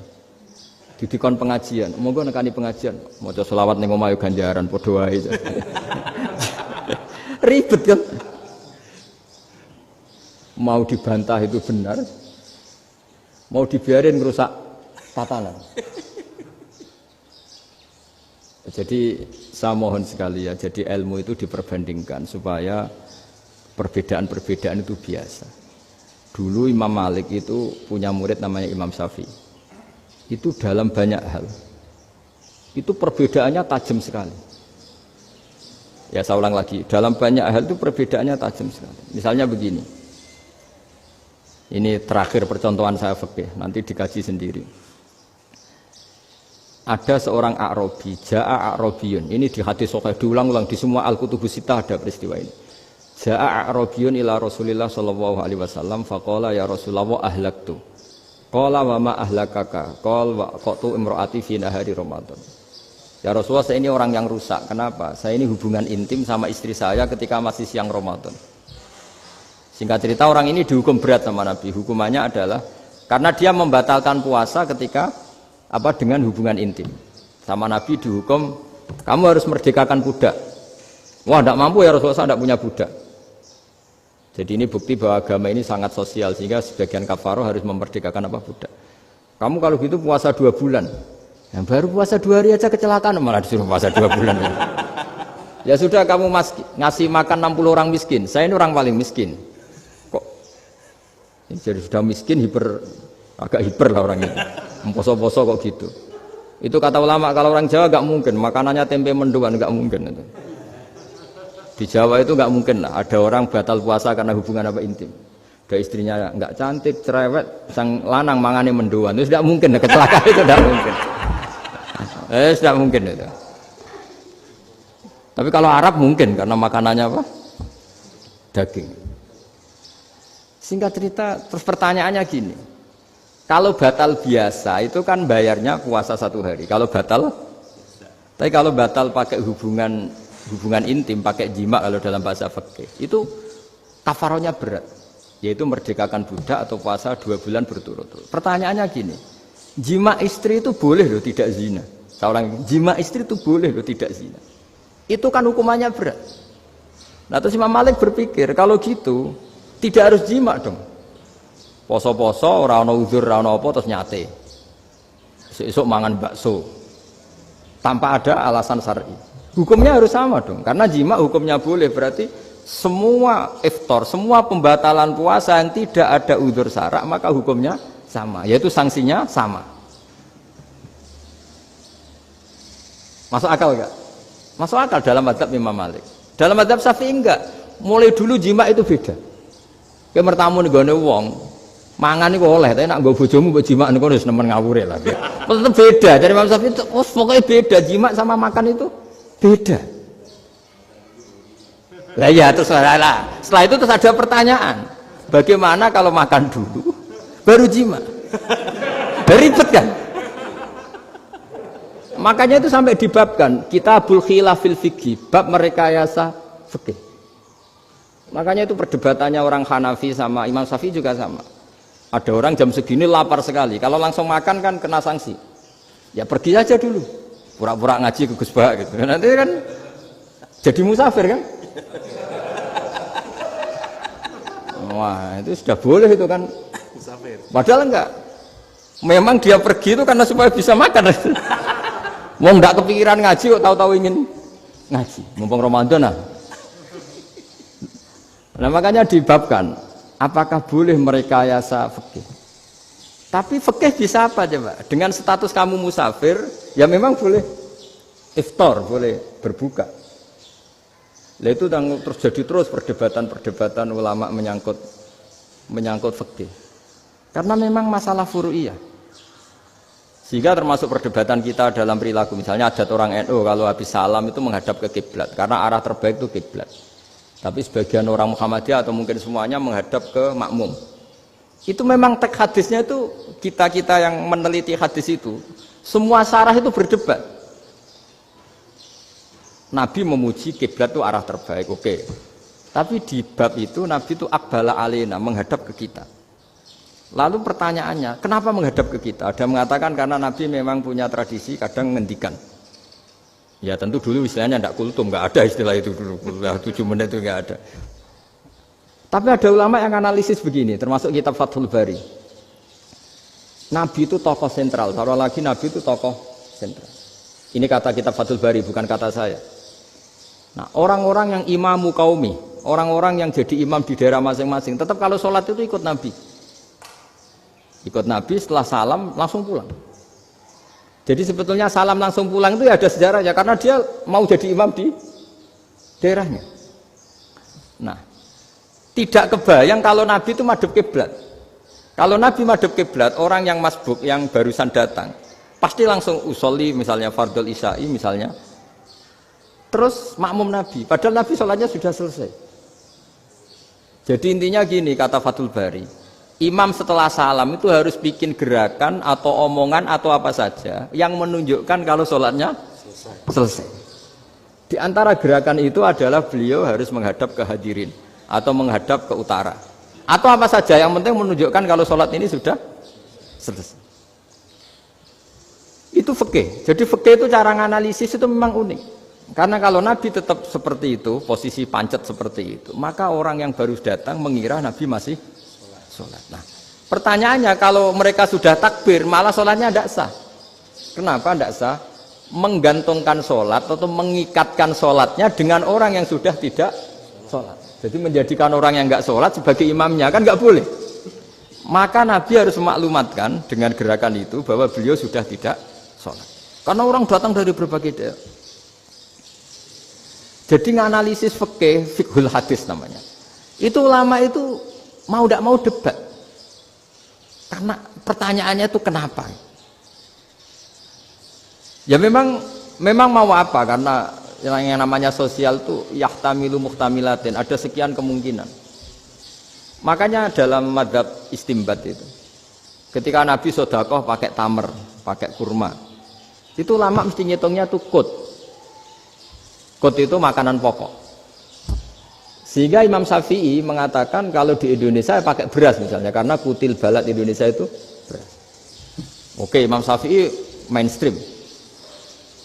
Tapi ketika era Yusuf Qaradawi di Al-Azhar di Mesir sana, ulama-ulama mulai usil. Sama sih ingat Mbah Mun sering gejlokan, lah iya petani gabah, petani padi wis melarat wajib zakat. Petani cengkeh, kakao, suga-suga ra wajib zakat hanya karena yang ditanam tidak makanan pokok. Jadi mulai ada ulama mulai gerah lah, kalau bahasa politiknya mulai gerah. Yang petani miskin gara-gara yang ditanam padi wajib zakat. Yang orang-orang di sana misalnya di Sulawesi karena tanamannya kakao atau cengkeh tidak wajib zakat karena bentuknya tidak makanan pokok. Geger kan di Al-Azhar geger. Akhirnya hampir semua ulama berpendapat ya sudah sekarang ketika Nabi menzakati makanan pokok itu jangan dihitung sebagai makanan pokok. Wa mimma akhrsna lakum minal ard. Apa saja, ma itu apa saja. Makanya kata Yusuf Qaradawi, ma itu apa saja. Makanya semua tanaman yang menghasilkan uang itu wajib zakat. Nah, masalahnya kitab-kitab Syafi'iyah itu sudah mamlu'ah, sudah penuh dengan penjelasan misalnya fala zakata fil khadrawat. Maka enggak perlu zakat untuk kayak kangkung, semangka dan sebagainya.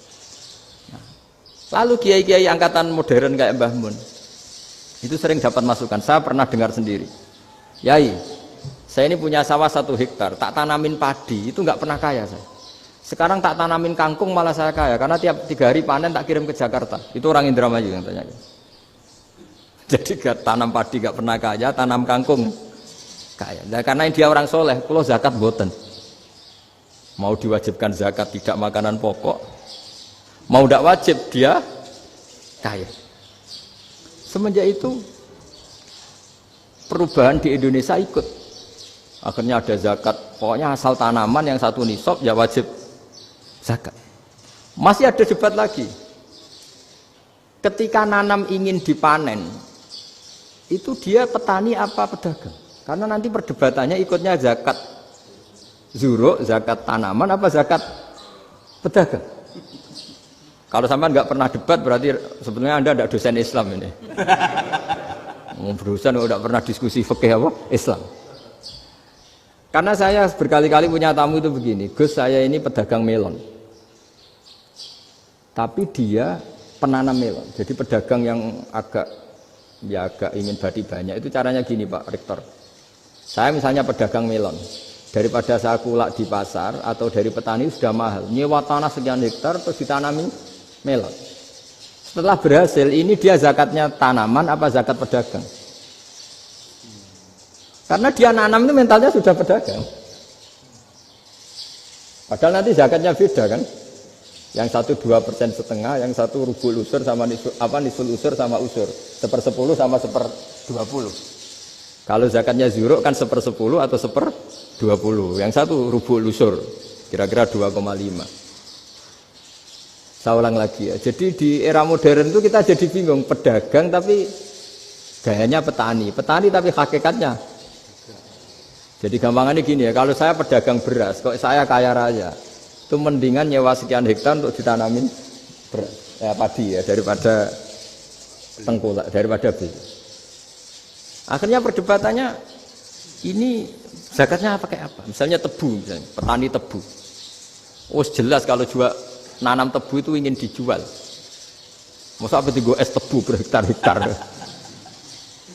Lah kira-kira kalau menurut jenengan ini zakatnya zakat apa? Tijarah apa zakat tanaman? Mentalnya tijarah, mentalnya pedagang. Nah ini saya hanya mau cerita. Khilaf, kadang-kadang orang angen-angen. Khilaf itu nggak mungkin enggak. Ya sama seperti NU dan Muhammadiyah selalu khilaf awal Ramadan. Itu memang nggak bisa nggak khilaf. Misalnya begini, saya beri contoh ya. Karena kadang yang khilaf juga nggak pernah belajar. Lucu kan? Tak beri contoh ya. 2001 itu abad keberapa coba? Tahun 2001. Abad 21 abad 20? Abad 21.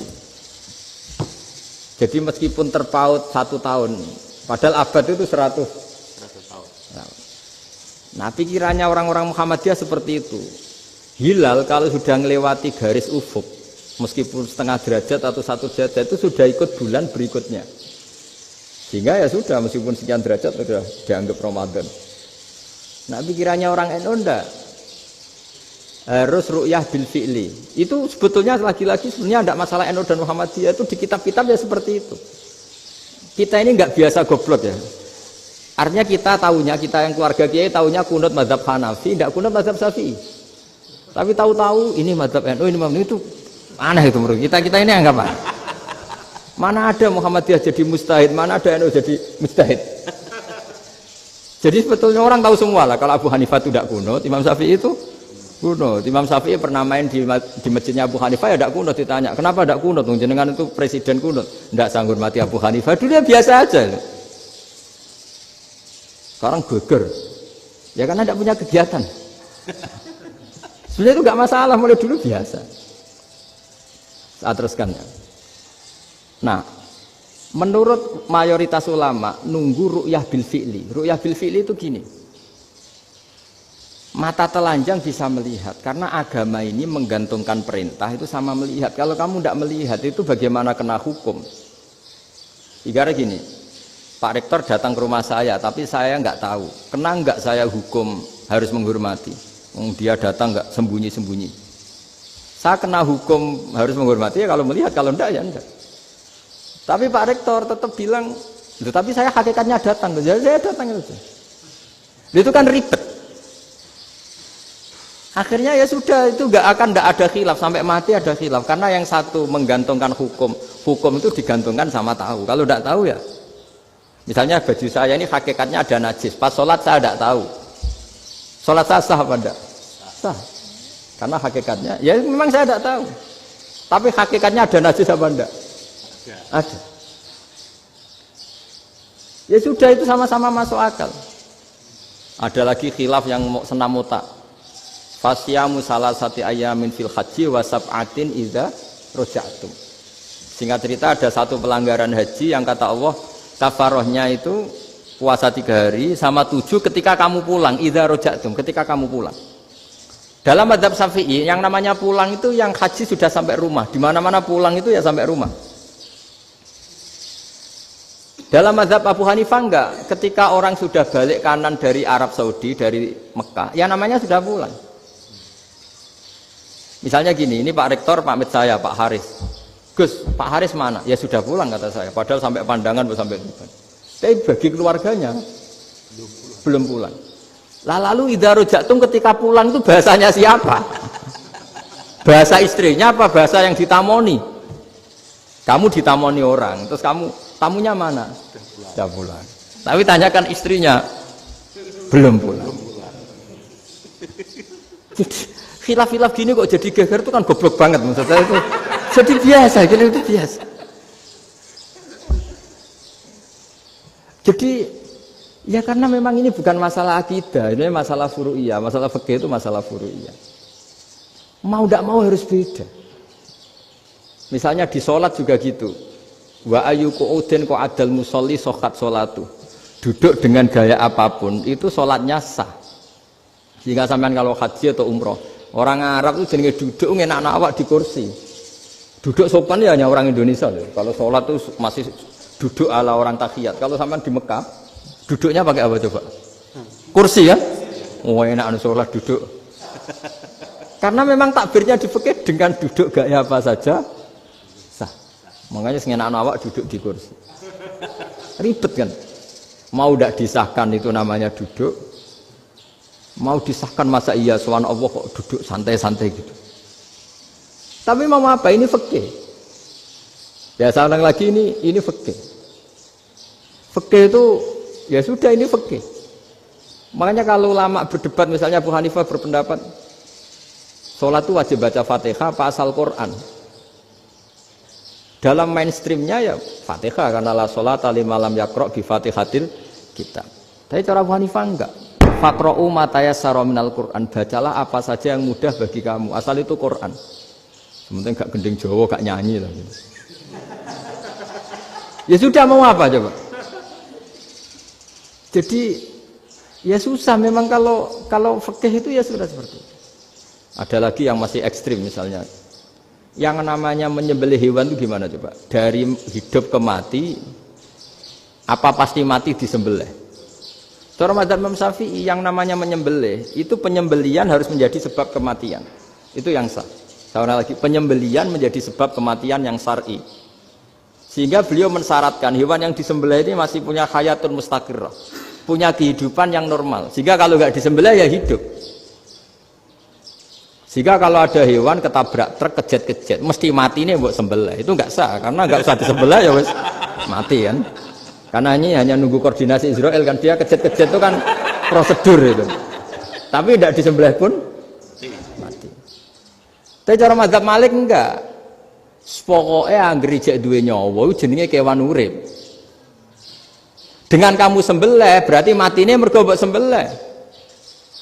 Meskipun nanti ya enggak usah disembelih ya mati. Coba hitung secara ilmu matematika. Kalau enggak disembelih hidupnya 5 menit. Gara-gara kamu sembelih hidupnya langsung mati. Terus dia matinya cara di persidangan matinya disebabkan apa? Disebabkan disembelih apa kecelakaan? Loh, ya debat toh kamu. Sama-sama UMM aja debat.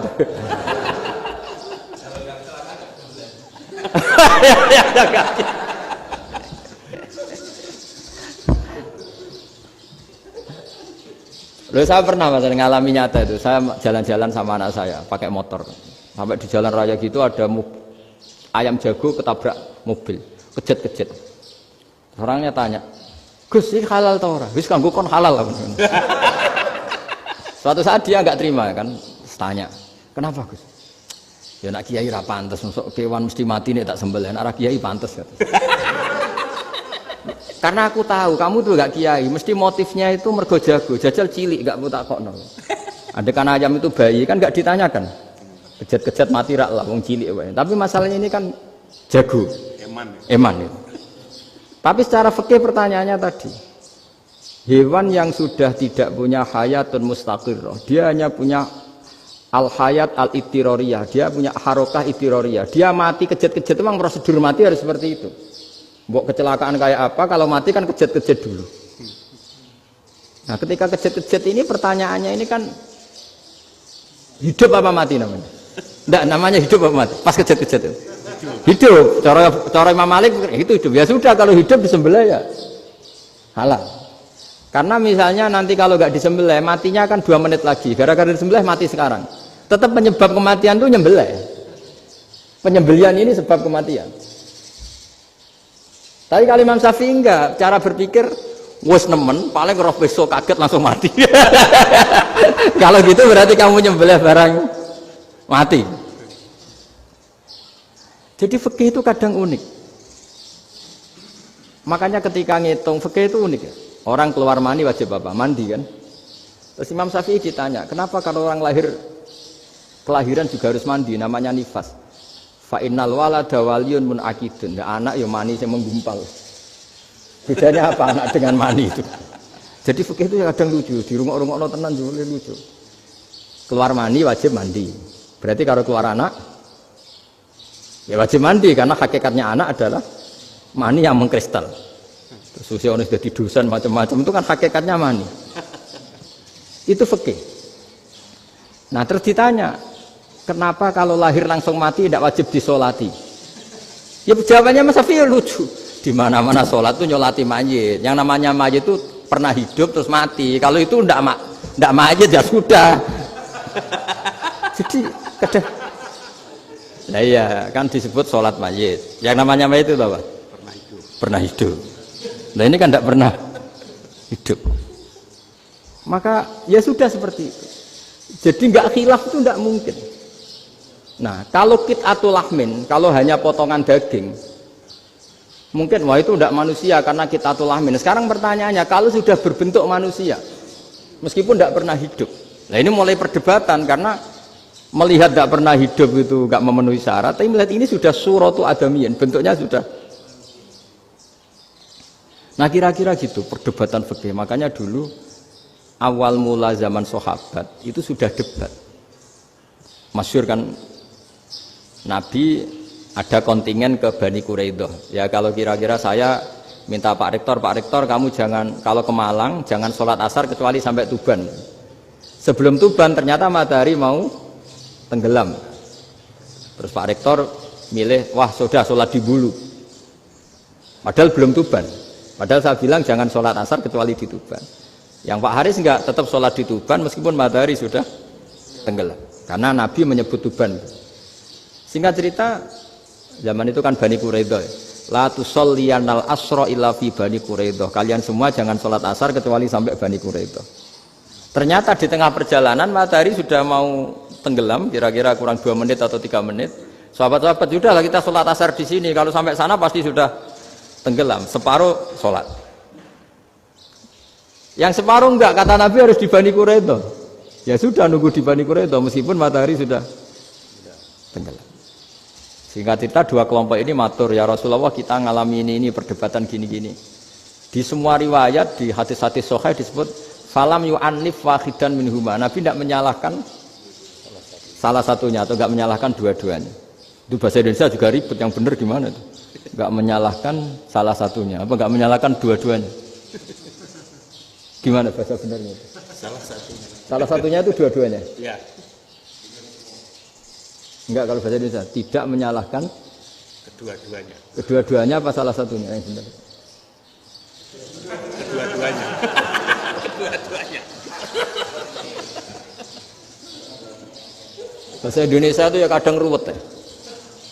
Orang pinter kayak Pak Habibie itu namanya ya orang luar biasa. Nanti sekolahnya orang-orang idiot itu ya sekolahan luar biasa. Orang pinter banget bahasa Indonesianya ya luar biasa. Kalau sekolah untuk orang-orang yang idiot juga luar biasa. Jadi kalau dipuji luar biasa itu gak jelas ini luar biasa ya. Gak jelas kadang bahasa kita ini kadang ya gak jelas. Nah itu gak menyalahkan dua-duanya apa salah satunya? Keduanya. Tidak menyalahkan kedua-duanya. Misalnya dibahasakan gak menyalahkan salah satunya, benar apa salah? Benar. Benar, kalau ya sudah benar semua. Jadi itu bukti bahwa ijtihad itu boleh. Saya ulang lagi, bukti bahwa ijtihad itu boleh. Padahal ini jelas, yang satu harus sholat asar, padahal matahari sudah tenggelam. Makanya di antara fikih unik itu begini. Saya ulang lagi fikih unik. Saya menyaksikan betul ketika ada orang tanya Mbah Mun saya ini Kopassus. Kadang latihan itu sampai waktu zuhur habis. Saya harus bagaimana? Jawabnya Mbah Mun itu unik. Sementing ojo ngosor sholat. Engkau yojo niat jamak. Atok kodok katanya. Singkat cerita terus orang ini diskusi sama saya karena ini ya alim pernah mondok. Kenapa kosor tidak boleh? Karena kosor itu ekstrim, merubah bentuk sholat dari 4 menjadi 2. Maka alasannya harus jelas. Harus jelas itu orang yang latihan di Kopassus itu kan dia sudah berasrama di situ. Berarti dia sudah tidak musafir karena asramanya di situ, sudah mukim. Kalau dia kosor itu merubah bentuk sholat dari 4 menjadi 2. Merubah itu ekstrim. Tapi kalau dia qadha itu hanya mengakhirkan sholat dari waktunya. Kira-kira kalau kamu jadi malaikat ekstrim mana? Merubah sama menunda? Ekstrim merubah kan? Karena 4 menjadi 2. Terus ojo jamak takdim, tapi jamak takhir. Itu juga penting. Bagi pengkaji fikih itu penting. Kalau jamak takhir itu salah-salah sithik ora pati popo. Kenapa? Kan mirip duhur kodok. Kalau jamak takhir kan, tapi kalau jamak takdim asar kok di waktu duhur. Ekstrim mana? Perubahan takhir sama takdim itu ekstrim mana? Ekstrim takdim karena melakukan sesuatu belum waktunya. Belum waktunya. Jadi itu memang, ya memang tadi kajian-kajian fikih itu memang unik. Karena bagi ahlinya, saya ulang lagi, tapi ini saya ulang lagi bagi ahlinya. Makanya ketika Nabi menjamak sholat ketika nusuk, ketika haji itu kata Imam Syafi'i lis safar, karena Nabi pergi jauh karena rumahnya Madinah. Tapi resikonya fatwa itu adalah orang Mekah nggak boleh jamak karena kawasannya nggak sampai 90 kilo lah kalau sekarang mungkin. Tapi kalau tahu Imam Malik nggak, jalin nusuk sehingga orang Mekah pun yang haji ya boleh jamak karena alasan jamaknya karena nusuk, karena haji bukan karena jarak. Terus diteruskan lagi, kalau karena pergi boleh jamak, memangnya pergi itu kenapa? Karena repot, ya itu masalah kan, masyakoh. Nah, terus mulai ada orang-orang yang ngawur kan, resepsi jamak, ribet, wes resepsi duit utangan kan capek, wah itu sudah jamak, ribet kan. Jadi kalau sudah illatul hukmi itu sudah mesti bikin masalah. Kalau sudah illatul hukmi itu pasti bikin masalah. Nah, pertanyaannya, jamak itu masih gampang karena bentuknya sholat masih 4. Yang ekstrim kalau qasar karena bentuk sholat 4 menjadi 2. Maka kata Mbah Mun pesennya, nak kue ra mesti benere, jika alasan itu tidak mesti benarnya. Pokoknya sementing tidak qasar katanya. Juga tidak jamak takdim karena qasar ini kan merubah bentuk sholat kan ekstrim. Jamak takdim juga ekstrim karena mendahulukan sholat sebelum waktunya. Kalau jamak takhir kan biasa, kalaupun salah kan mirip kodok. Ya mirip kodok biasa kan. Nah ini saya cerita, jadi fikih itu bagi ahlinya itu memang punya konsekuensi yang seperti itu. Makanya pertanyaannya misalnya, bagaimana hukumnya penyembelihan lewat mesin? Ya ribet kan. Bagaimana nyembelih dari apa ini? Belakang. Saya baca di kitab-kitab nyembelih dari belakang itu ya hukumnya tetap boleh asal apa itu hulkum dan mari itu terpotong. Tapi pertanyaannya, jangan-jangan ayamnya sudah kaget dulu karena uratnya ini. Makanya perlu ditanya ahli medis, setelah uratnya tercabut ini jangan-jangan sudah berstatus mati. Kan potensi ketika dipotong dari sini, potensi sudah berstatus mati. Makanya, nah kalau misalnya menyembelih dengan dibuat itu langsung mati gimana? Itu tetap ada dokhtoh, kalau dalam bahasa fikih dokhtoh. Dia terkaget, begitu ada dokhtoh karena nggak bisa bernafas terus mati. Berarti kelangsungannya bangkai. Jadi orang yang pengkaji fikih itu ya seperti itu, memang itu yang ditekuni.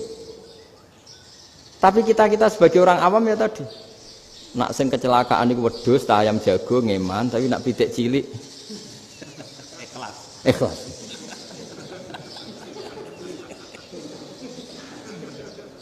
Makanya ada pertanyaan orang-orang, saya pernah ditanya itu ya bingung tenan. Gus, kalau ada orang mati oplosan misalnya, jenengan datang sholat enggak? Ya datang sholat kan, dia orang mukmin, saya tetap sholat. Kenapa? Ya kan matinya oplosan. Tapi andaikan tokoh yang mati, kamu sholat enggak? Ya sholat kan dia tokoh. Jadi ribet. Fikih itu ribet. Makanya Imam Nawawi nanti ngendikan gini. Ada orang ngundang Nabi, ya Rasulullah, saya mohon nyolati ini. Nabi tanya, punya utang enggak? Punya. Nabi, saya enggak mau nyolati mayit yang punya utang.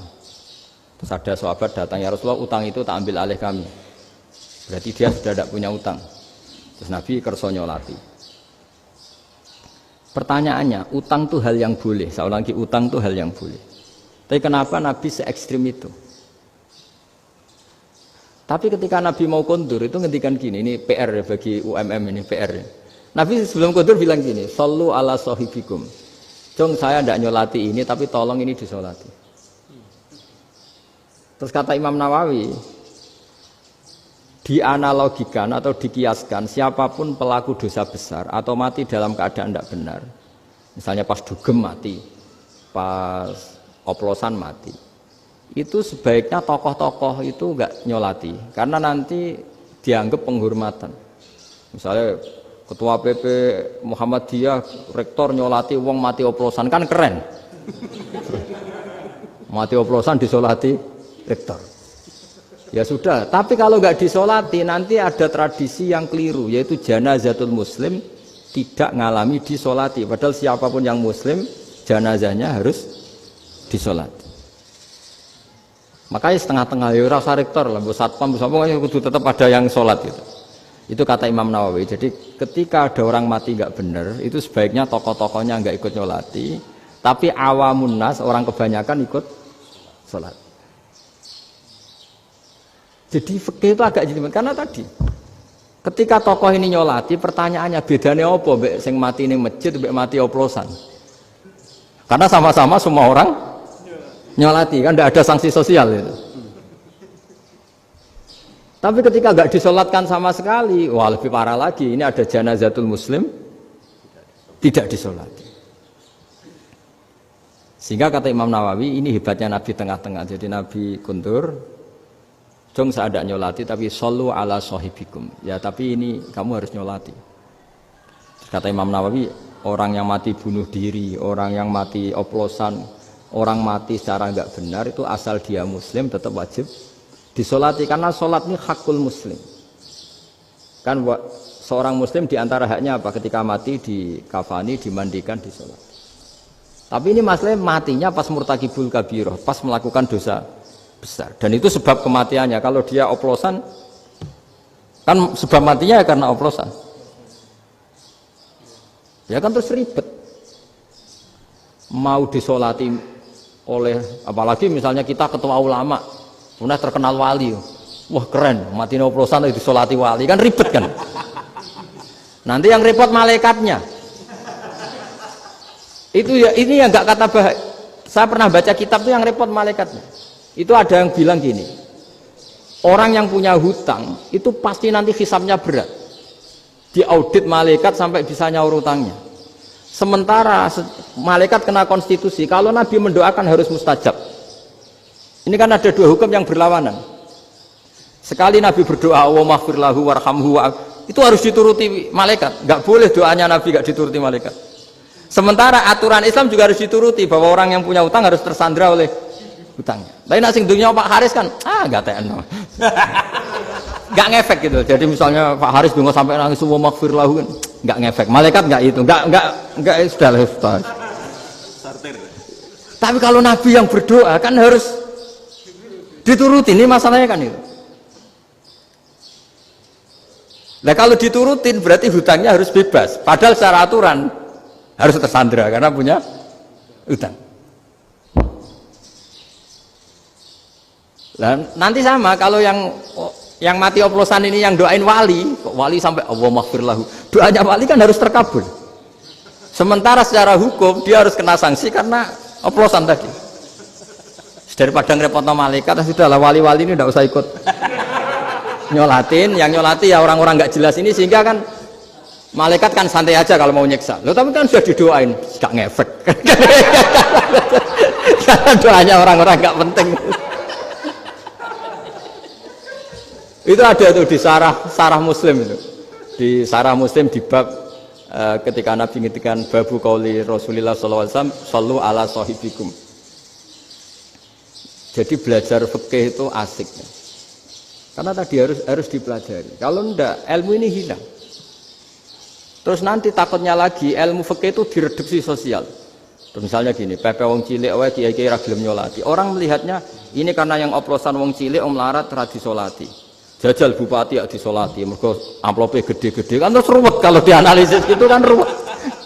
Makanya kenapa saya harus ngomong fikih supaya semuanya itu enggak didudukkan urusan sosial itu.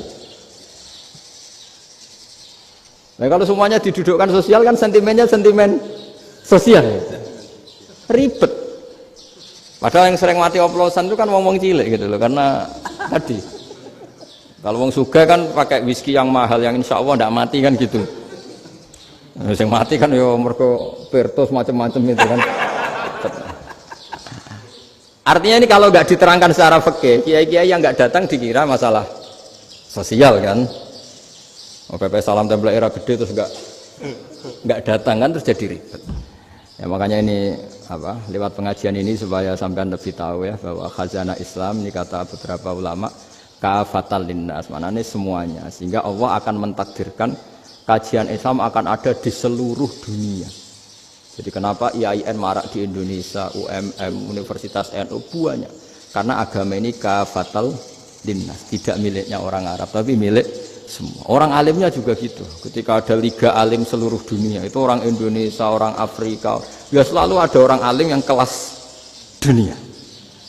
Seperti dulu ada Imam Bukhari, itu as-sakhul kutub ba'da kitabillah. Kitab terbaik setelah Quran itu Bukhari. Padahal dikarang oleh orang Uzbek. Kata siapa? Islam As-Sobyan, orang Arab ngakui kalau kitab paling sahih itu Bukhari. Mekah Madinah pun ngakui kalau kitab paling sahih Bukhari. Padahal pengarangnya ada orang Arab. Orang mana? Uzbek. Imam Ghazali yang diakui seluruh dunia itu Atos itu ikut Persia. Juga bukan orang Arab. Sibawah itu orang Persia. Nah, ini yang belum ada orang Malang ini, tinggal PR ini. Ya, nyusul ya. Ya, saya kira demikian. Assalamualaikum warahmatullahi wabarakatuh. Alhamdulillah telah kita simak bersama kajian beliau. Semoga bermanfaat dan berkah. Amin. Terus dukung channel ini agar bisa terus menebar ilmu-ilmu Islam yang bermanfaat dalam hidup kita. Terima kasih. Assalamualaikum warahmatullahi wabarakatuh.